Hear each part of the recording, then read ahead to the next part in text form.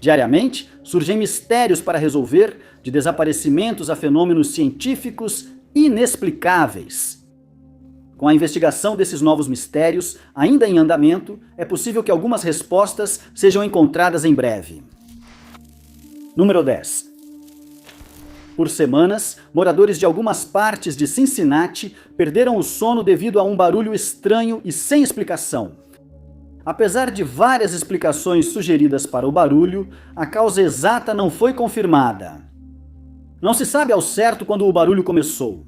As autoridades locais receberam várias ligações sobre o distúrbio em dezembro, mas o registro era vago e não permitia identificar quando o barulho começou. Mas, no Natal de 2025, os moradores já relatavam que estavam aguentando o barulho há semanas. O barulho era ouvido principalmente na região norte, em Clifton e Camp Washington, sendo descrito como oscilante e preocupante. Inicialmente, muitos moradores pensaram que era uma sirene. O condado de Hamilton possui um sistema de sirenes de alerta externo, que é testado no início de cada mês. Algumas pessoas ficaram preocupadas que o barulho fosse um aviso sobre um tornado ou uma falha no sistema de sirenes, mas logo ficou claro que não era nenhum desses casos. Outras pessoas descreveram o barulho como sendo parecido com um soprador de algum tipo, mas incrivelmente alto. Era impossível identificar de que direção o som estava vindo. O barulho podia ser ouvido em vários momentos ao longo do dia, mas parecia ser mais alto durante a noite. Isso prejudicava o sono das pessoas e agitava os animais domésticos. Moradores disseram que isso afetava a qualidade de vida. Eles não estavam conseguindo dormir o suficiente e o barulho causava ansiedade. O fato de ninguém saber de onde vinha só piorava as coisas. Alguns não consideravam os barulhos misteriosos tão graves. Cincinnati é barulhenta e eles já estavam acostumados com sons estranhos e perturbadores. Esse era novo, mas alguns logo percebiam que podiam deixá-lo em segundo plano. Os incomodados pelo barulho comentaram isso nas reuniões da cidade. Dinheiro foi reservado para pesquisa acústica a fim de esclarecer o mistério. Enquanto autoridades organizavam o estudo acústico, pessoas usaram redes sociais para compartilhar teorias sobre o barulho. Algumas eram mais extravagantes, como teorias sobre etes ou outras criptídeos.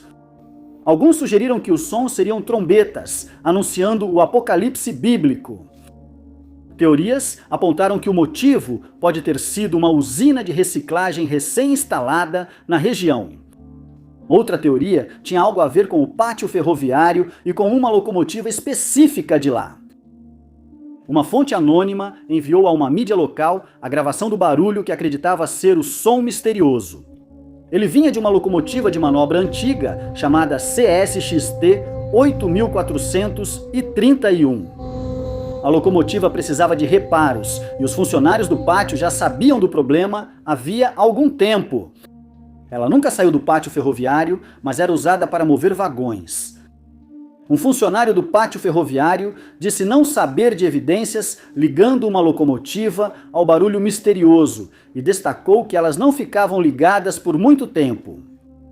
Independentemente da origem do barulho, moradores foram orientados a ligar para o 311, a linha não emergencial de Cincinnati, se ouvirem novamente o som misterioso. Número 9. A acadêmica brasileira Vitória Barreto foi ao Reino Unido ajudar uma amiga em seu projeto de pesquisa.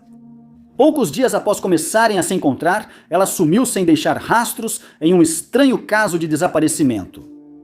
Vitória foi vista pela última vez logo após a meia-noite de 4 de março de 2026.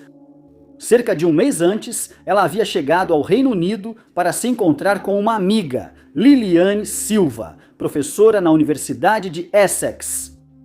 No primeiro mês, Liliane viajou ao Brasil, então Vitória passou esse período com outra amiga em Londres. Em 1º de março, ela foi para Southend-on-Sea, onde Liliane morava. No dia seguinte, elas ficaram juntas na universidade a cerca de 1 hora da casa de Liliane. Enquanto Liliane dava aula, Vitória trabalhava no projeto na biblioteca. Segundo Liliane, elas seguiam a mesma rotina diariamente, mas ela notou algo estranho em sua amiga. Vitória teve uma noite agitada, acordando várias vezes. De manhã, ela estava muito mais quieta do que o normal. Liliane disse à mídia que sua amiga nunca teve interesse pelo esotérico, mas falou sobre como haveria um eclipse, o que era bom para novos começos. Ela relatou à mídia brasileira um telefonema estranho, no qual ouviu Vitória dizendo à mãe que acreditava estar sendo perseguida pelos 4 cavaleiros do Apocalipse e precisava atravessar um portal. Mesmo com o comportamento estranho, Vitória e Liliane foram à universidade como planejado no dia seguinte. Elas almoçaram juntas e marcaram outro encontro às 16h45. Mas Vitória nunca chegaria ao encontro. Em vez disso, ela pegou um ônibus para Braitlin-Sea, uma cidade litorânea na direção oposta da casa de Liliane. Vitória foi flagrada por uma câmera de campainha na região por volta das 14h30. Câmera de segurança particular a registrou perto 1 hora depois. Por volta da meia-noite, alguém que a polícia acredita ser Vitória foi visto por uma câmera pulando uma cerca em um estaleiro. Logo depois, um barco foi desamarrado e se afastou do cais. Depois encontraram o barco vazio e sem colete salva-vidas. Não havia sinal de Vitória ou de seus pertences no barco, mas sua bolsa foi achada perto do estaleiro. Vitória foi considerada desaparecida no dia seguinte, após ninguém conseguir contato. Seu noivo e mãe já estavam a caminho do Reino Unido. Segundo o noivo, ela pediu para ele vir antes de sumir e ele resolveu trazer a mãe dela. Buscas, onde Vitória foi vista por último, localizaram sua bolsa branca e laptop, mas sua mochila azul e outros eletrônicos ainda estão desaparecidos. A família dela encontrou uma comunidade acolhedora em Southend-on-Sea, que ajudou a procurar a mulher desaparecida. A família dela pediu que bandeiras do Brasil fossem exibidas nas janelas para mostrar à Vitória que há apoio e que ela pode buscar ajuda se precisar. Vitória tem porte e altura medianos, cabelos longos e castanhos. E qualquer pessoa que tiver alguma informação sobre este caso deve entrar em contato com a polícia pelo 999, mencionando o incidente 622 do dia 4 de março. Número 8. Com o robô Curiosity constantemente enviando informações sobre Marte, nossa compreensão do planeta vizinho mais próximo está sempre mudando e evoluindo. Isso também faz com que novos mistérios apareçam conforme a complexa história de Marte é revelada. Há mais de uma década, o robô Curiosity descobriu pela primeira vez hidrocarbonetos enterrados em sedimentos que antes estavam no fundo de um antigo leito de lago. Foi uma grande descoberta para cientistas, especialmente os que buscam sinais de vida antiga em Marte. Hidrocarbonetos são cadeias de átomos de hidrogênio e carbono. A molécula mais simples é o metano, mas as cadeias podem se tornar muito longas com a adição de mais átomos. Os hidrocarbonetos representam grande parte da química orgânica. Moléculas não são vivas, mas são criadas pela vida na Terra e essenciais para a sobrevivência de muitas formas de vida. Cientistas que buscam vida extraterrestre acreditam que gases como metano e hidrocarbonetos podem ser os primeiros sinais de vida em outro planeta ou lua. A equipe que descobriu hidrocarbonetos em Marte foi inicialmente cautelosa. Existem maneiras de essas moléculas serem produzidas sem a necessidade de vida. Sem outros sinais de vida em Marte antigo, isso não podia ser usado como única evidência. O rover de Marte continuou coletando dados e rochas da superfície de Marte. Com o avanço tecnológico na Terra, novos experimentos foram criados para buscar mais informações dessas rochas antigas. Em 2025, um desses experimentos revelou informações novas e interessantes. O rover Curiosity aqueceu uma argilito de um antigo leito de lago marciano. À medida que a rocha era aquecida, os hidrocarbonetos em seu interior liberavam gases, que podiam então ser analisados pelos cientistas. Eles descobriram que a rocha continha os hidrocarbonetos mais longos já encontrados em Marte. Essas moléculas continham cadeias de 10, 11 e 12 átomos de carbono. As moléculas estão ligadas a ácidos graxos, que podem formar membranas celulares, mas ainda podem surgir por processos químicos não biológicos. A descoberta foi importante, porém, enquanto os cientistas de volta à Terra continuavam a trabalhar com os resultados de laboratório, encontraram dados ainda mais surpreendentes. Hidrocarbonetos de cadeia longa surgiram em 30 a 50 partes por bilhão na amostra de rocha. Isso pode não parecer muito, mas era tudo o que restava após milhões de anos de bombardeio por radiação. Os hidrocarbonetos são degradados pela radiação ionizante que destrói as ligações entre os átomos. Devido à atmosfera fraca de Marte, as moléculas tinham pouca proteção contra a radiação. O fato de essa quantidade ter sobrevivido a milhões de anos de bombardeio sugeria que hidrocarbonetos de cadeia longa já foram mais abundantes na superfície do planeta. De acordo com cálculos científicos divulgados no início de 2026, a rocha pode ter contido de 120 a 7.700 partes por milhão dessas moléculas. É difícil determinar o número exato, pois a profundidade da rocha e fatores de proteção passados influenciam a decomposição dos hidrocarbonetos. Mas estava claro que os hidrocarbonetos eram provavelmente várias ordens de grandeza mais abundantes no antigo Marte.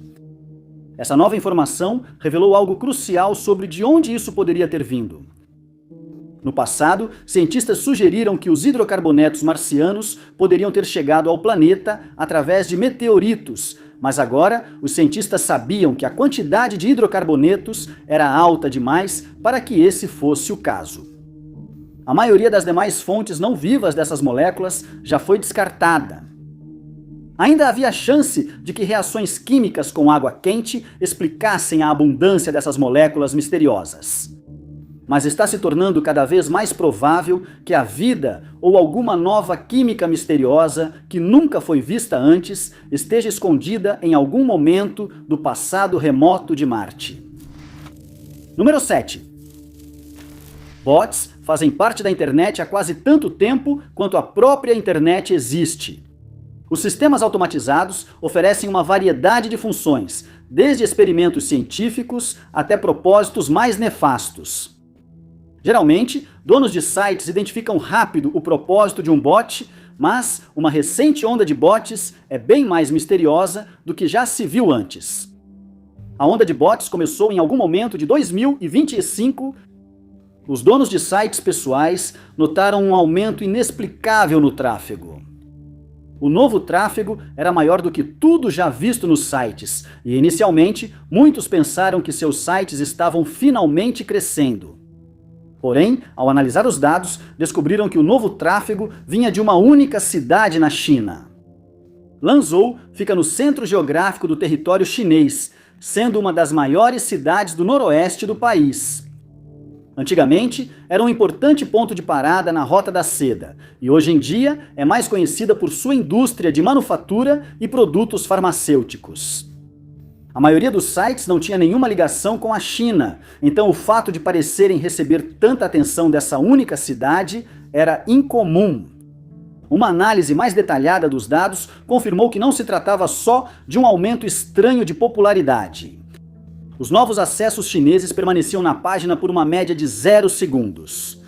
Eles não rolavam a página, não clicavam em nenhum link e não interagiam com o site de nenhuma forma. Eles eram claramente bots, mas o objetivo desses sistemas era mais difícil de definir. Não eram apenas sites pessoais que estavam sendo alvo da onda de bots. Sites associados ao governo dos Estados Unidos e até mesmo sites de previsão do tempo estavam entre aqueles que haviam sido atingidos. Nos últimos anos, cada vez mais sites têm visto bots associados a rastreadores de IA. Esses bots coletam dados para treinar algoritmos de IA. E normalmente, os bots se identificam como tal quando acessam um site. Só quando um site os bloqueia é que eles começam a esconder o propósito. Esses bots parecem ter ocultado seu propósito desde o começo. Não parece haver motivo para um aumento repentino no uso de rastreadores de IA.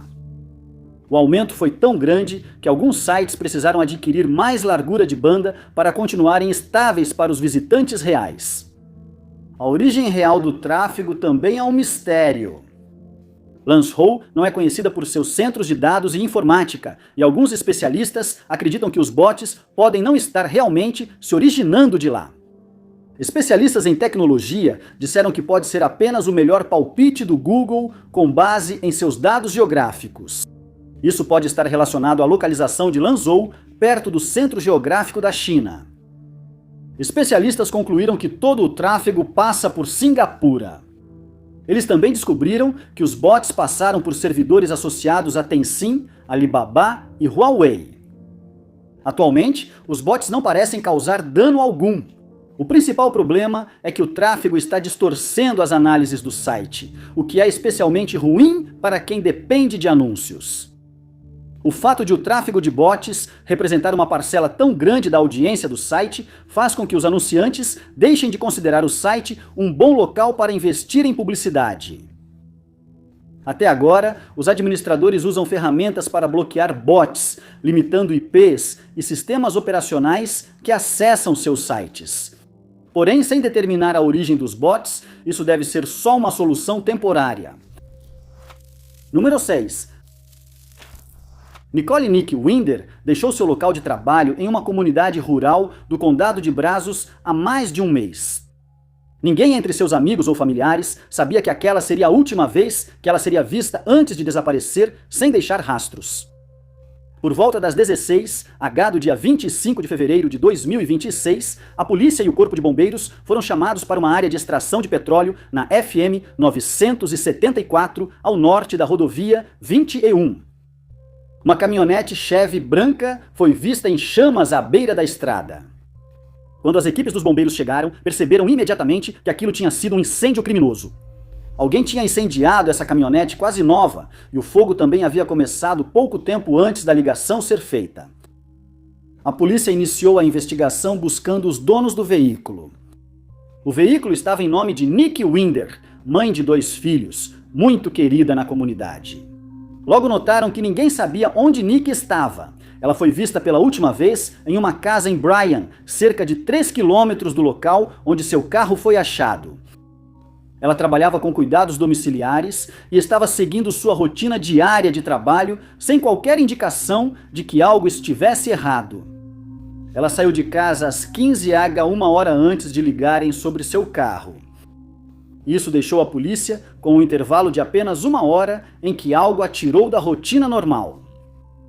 Parecia provável que o que quer que tenha acontecido com Nick aconteceu rapidamente. Nick não desapareceu em uma área muito populosa. Bryan era a cidade mais próxima do local onde acharam o carro dela. A região onde o veículo foi encontrado era rural, formada principalmente por terras agrícolas. Não era um local movimentado, o que tornava improvável que alguém tivesse visto o incêndio logo após começar. No início da investigação, a polícia disse estar preocupada com a segurança de Nick e emitiu um alerta Clear pelo sistema Alerta Amber. Equipes aéreas e terrestres iniciaram buscas onde o carro de Nick foi achado. Equipes com cães farejadores foram mobilizadas na investigação, mas não encontraram vestígios da mulher desaparecida. A polícia fez um apelo para que qualquer pessoa que tivesse câmeras de trilha ou imagens de câmeras de segurança se apresentasse para ajudar na investigação. Pouco mais de 2 semanas após o desaparecimento de Nick, a polícia divulgou uma atualização. Imagens de segurança registraram o carro de Nick na região da FM 974 em algum momento no intervalo de 1 hora entre o último avistamento dela e o momento em que o veículo foi encontrado. As imagens não eram claras o bastante para garantir que Nick estava dirigindo. A gravação de segurança também registrou um quadriciclo nesse período. A polícia não confirmou se o veículo tinha ligação com o desaparecimento de Nick, mas tentava identificar o motorista para ajudar na investigação. Desde então, houve algumas atualizações na própria investigação, mas a comunidade se uniu para apoiar Nick e os esforços de busca. Nick é descrita como tendo 1,70 metros de altura e pesando cerca de 59 kg. Ela tem cabelo loiro e olhos verdes. O veículo dela era uma caminhonete Chevrolet branca, do ano 2025, com rodas pretas. Quem tiver informações deve contatar o departamento do xerife do condado de Brazos. 79-361-4900. ou com o departamento de polícia local.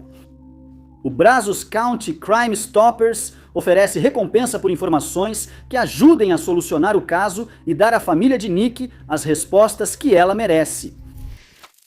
Número 5. Moradores da comunidade de Fizzle, perto de Embor, no Senegal, fizeram uma descoberta horrível à beira da estrada no início de março.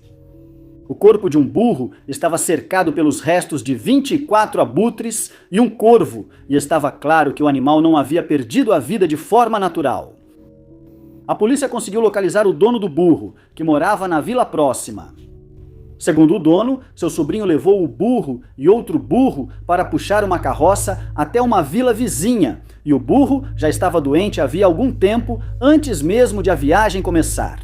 Durante o trajeto, o animal já não conseguia mais puxar a carroça, então o condutor deixou o burro à beira da estrada e continuou a viagem só com o outro animal. Ele voltou depois para buscar o burro, mas ele ainda estava muito doente para se mover.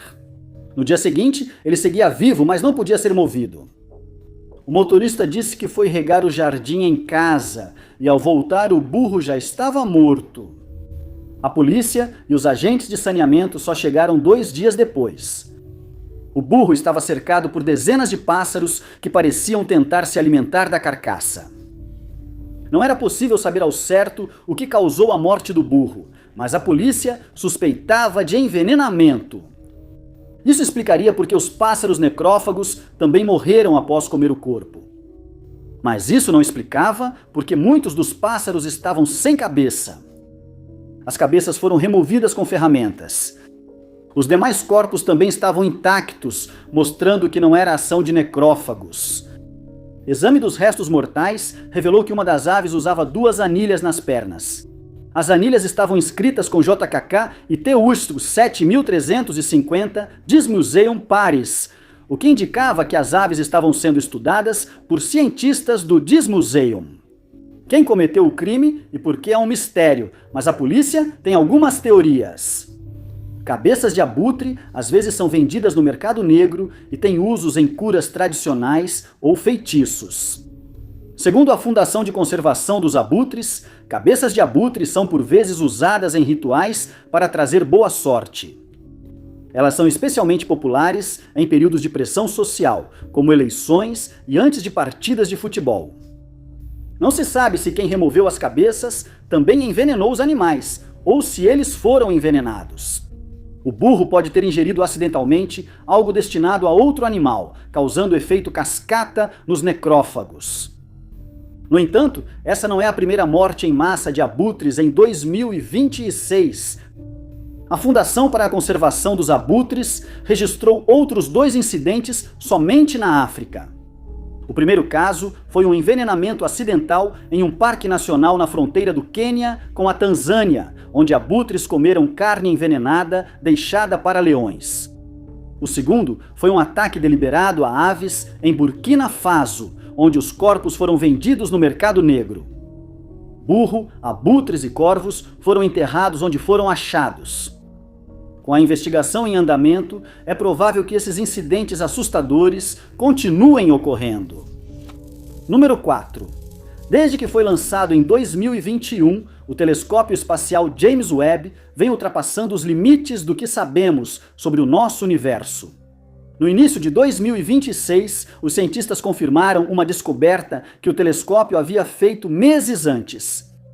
A galáxia mais distante já detectada. Quando os cientistas observam o espaço profundo, eles estão, na verdade, olhando para o passado. A luz leva tempo para chegar à Terra. A luz viaja rápido, então em pequenas distâncias chega rápido, mas quanto mais longe está o objeto, mais tempo a luz leva para chegar até nós. Isso mostra que vemos o objeto como era quando a luz partiu dele, possivelmente há milhões ou bilhões de anos.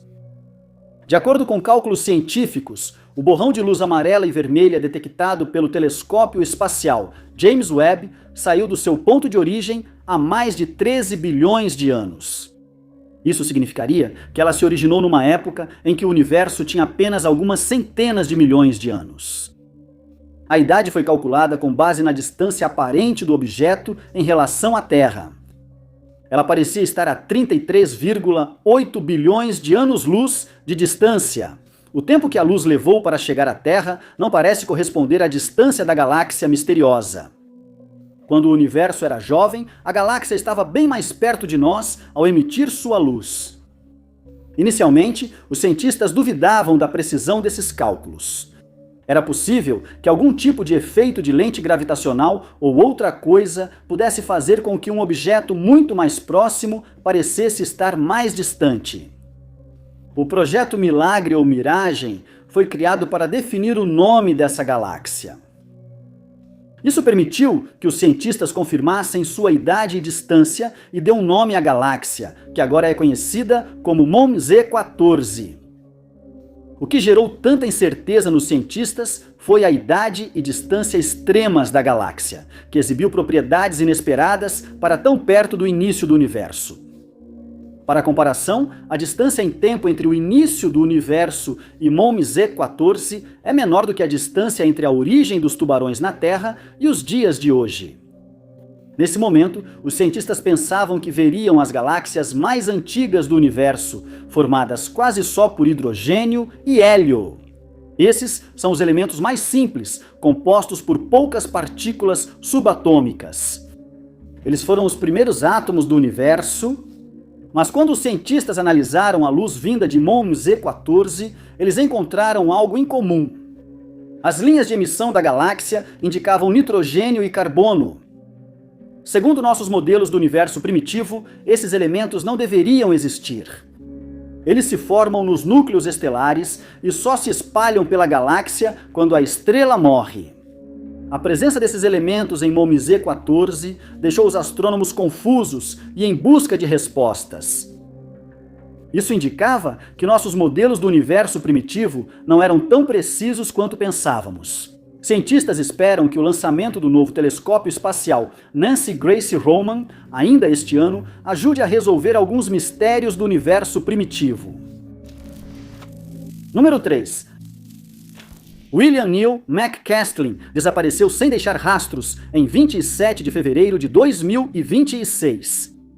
Após mais de um mês de buscas intensas, sem sinais do homem desaparecido, a atenção voltou-se para sua misteriosa carreira militar.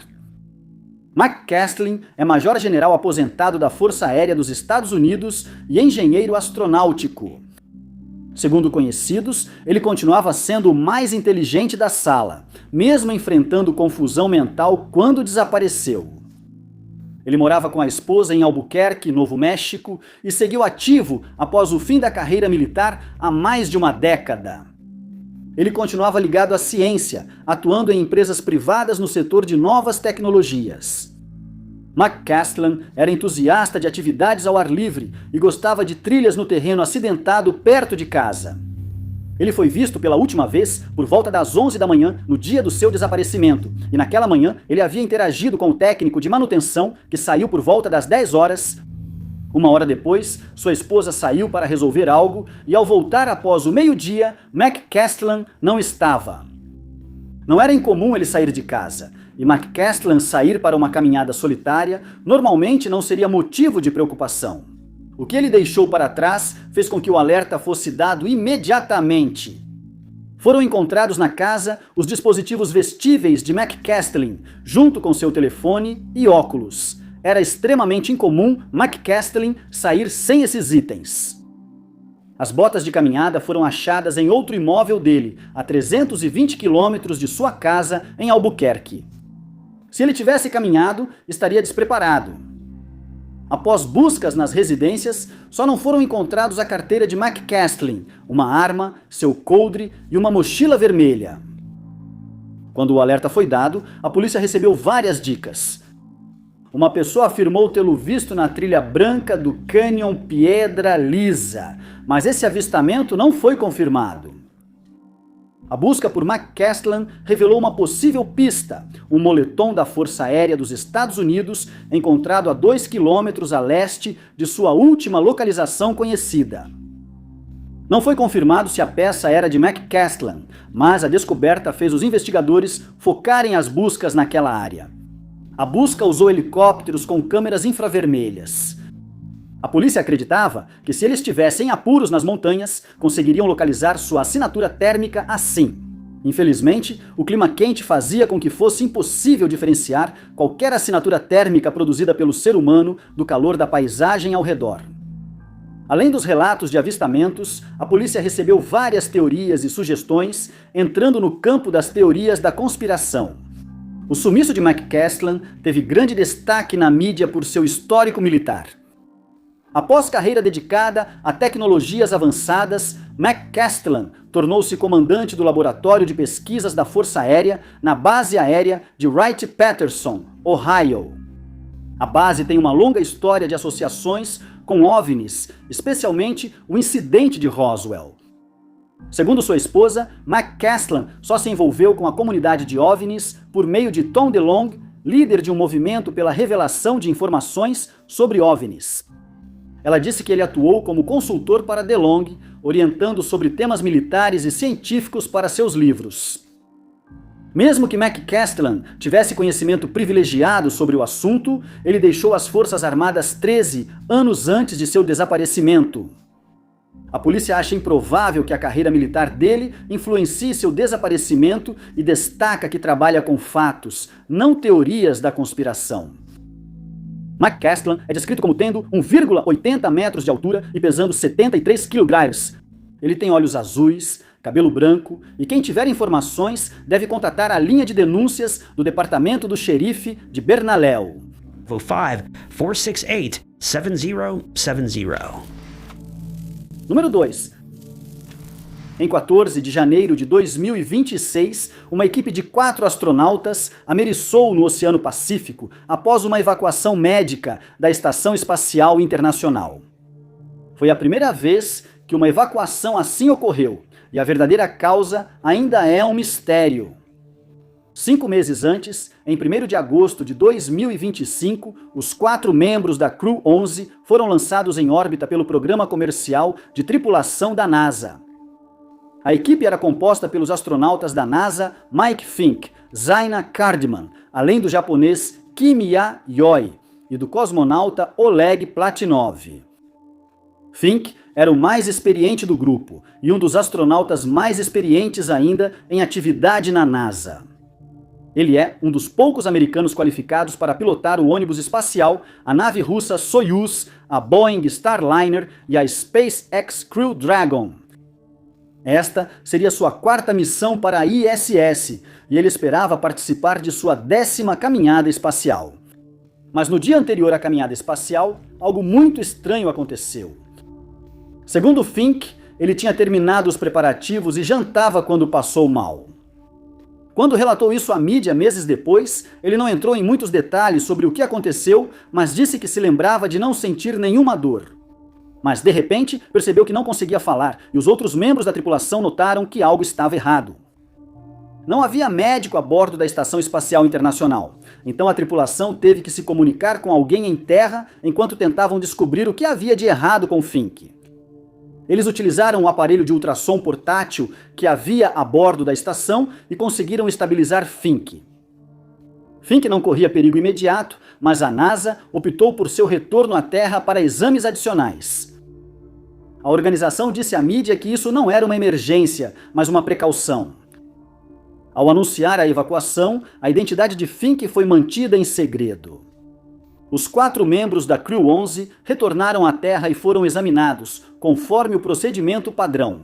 Rumores sobre a identidade do astronauta doente começaram a circular, e Fink se revelou voluntariamente.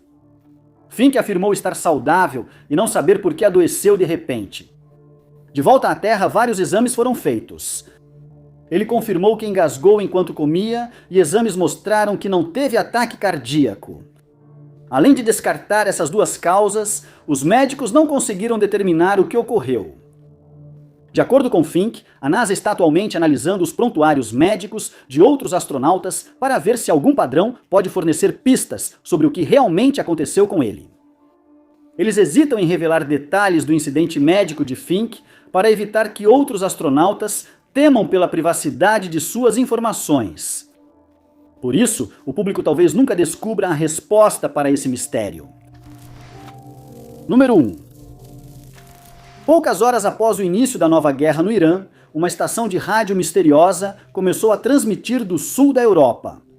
Parecia algo da Guerra Fria, mas logo ficou claro que era uma guerra muito mais moderna. As estações de números são um fenômeno que fascina entusiastas do rádio e pessoas interessadas em espionagem há décadas. Elas foram usadas pela primeira vez durante a Segunda Guerra Mundial, mas se tornaram mais conhecidas durante a Guerra Fria.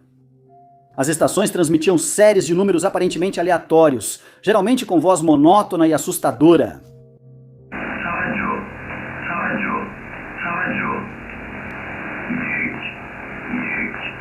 A maioria dos ouvintes não conseguiria saber o real significado dos números.